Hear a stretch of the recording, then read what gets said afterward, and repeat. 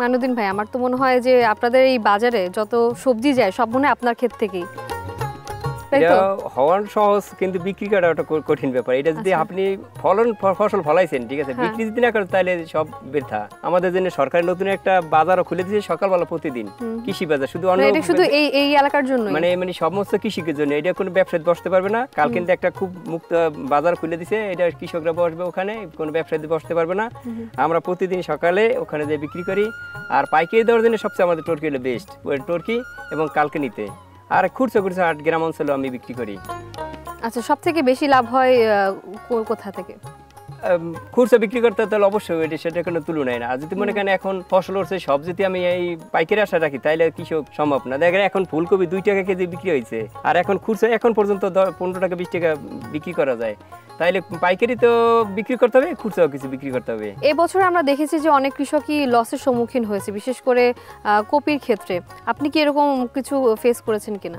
অবশ্যই কিছুটা হয়তো হবে। যদি বললাম লাভ যেখানে লস সেখানে, এই লস গেলে থাইমে থাকা যাবে না। আর আমার আইটেম 3টা। অন্য কৃষকরা সবচেয়ে ভুল করে একটা, যে একবারই সব লাগাই ফেলায়। ধরেন আমি 3 বিঘা ভিতরে কপি লাগাইছি, 3 বিঘা যদি আমি একবারে লাগাই তাহলে তো একবারে আমি উল্টে গেলে গিয়া আমি লসেই পড়লাম হয়তো, না লাভে পড়লাম। আর আমি এই একটা আছে এখন, মানে কিছুদিনের মধ্যে আসবে, আর পরবর্তীতে একটা আবার রমজান মাসের জন্য একটা, অর্থাৎ একটা না একটা আমি পাবোই। এই জন্য আমরা একটু মোটামুটি ভালো পর্যায়ে আছি ইনশাল্লাহ। আর কিছু কিছু কৃষকরা ভুল বোঝে, মানে একবারে সব করে ফেলায়। আর সেক্ষেত্রে সব তো বিক্রিও করতে পারে না। বিক্রি করতে যায়। এখন আমাদের কৃষক ভাইরা দেখাচ্ছে অন্য অঞ্চলে এই সবজি নিয়ে কাঁদতে আছে রাস্তায়, আর লাত্তে ফালাই দিতে আছে। তাদের জন্য বলছে ভাই আপনার একবারে করেন না, ধাপে ধাপে করেন। ধরেন 3 বিঘা ভিতরে করলে আমি এক ধাপে 1 বিঘা করেন, দ্বিতীয় ধাপে 1 বিঘা, এরকম ধাপে ধাপে করেন। আর এই যেন আমার লাউটা এই যে বেগুনটা দেখা যাচ্ছে, আমি কিন্তু বসালে 140 টাকা বিক্রি করে দিছি, আর এখন বিক্রি করতেছি শুধু 40 টাকা। এবং আবার রমজান মাসে বিক্রি করতে পারবে হয়তো 50-60 টাকা 70 টাকা। এরকম ফসল করতে হবে, ধাপে ধাপে করতে হবে। আপনি তো বলছিলেন যে বেশ ভালো দামে আপনারা এই ফসলগুলো বিক্রি করতে পারছেন। তো শুধুমাত্র যে লাভ করছেন এমন তো না, কারণ আপনার তো ইনভেস্টমেন্ট আছে, বা এত বড় জায়গাতে আপনি চাষাবাদ করছেন, সেখানে লোকবলেরও প্রয়োজন আছে। সেগুলো কিভাবে আপনি মেনটেন করছেন? এইটা আমার বিশেষ করে উদ্দেশ্য, বিশেষ করে আগে করতাম আমি অল্প জমিনে, আমি শ্রম দিতাম একা নিজে। আর এখন আমি অনেক বইতে বেশি, মানে 11 বিঘা বইতে করলে প্রতিদিন আমার কন্টিনিউ 5-6 জন কৃষক আমার জন্য এখানে খাটতে আছে। আমি চাচ্ছি যে ওদেরও ফ্যামিলি চলুক, আমারও ফ্যামিলি চলুক। আমার হয়তো এখন শ্রমটা কম হইতেছে, ওদের মাধ্যমেই করাইতেছি আমি চাচ্ছি যে আমার উপলক্ষে আর 2-4 ফ্যামিলি আর চলে যাক, আর 2-4টা ফ্যামিলি চলুক এই উপলক্ষে। ধরেন যারা কাজ করে, এর কিছু নারীও আছে, যেমন টমেটোর সময় নারীরাও কাজ করে। আর আগে তো এই সমস্ত নারীরা বেকারত্ব থাকতো, এখন দেখা গেছে তারা কাজ করলে বিকেলবেলা পার টাইমে 100-150 টাকা হয়, আবার ফ্যামিলির সবজিও হয়ে যেতেছে। এই যে বলেন পুরুষের পাশাপাশি নারীরাও কাজ করছে আপনার এই ক্ষেতে, তাদেরকে পারিশ্রমিকটা কিভাবে দিচ্ছেন? মানে মাসিক ভিত্তিক নাকি দৈনিক ভিত্তিক? মাসিক ভিত্তিক আছে একজন, মানে সাতক্ষীরা বাড়ি, ওর মাসিক আমার গরু খামার আছে, যে তো ওরে সবসময় রাখছি।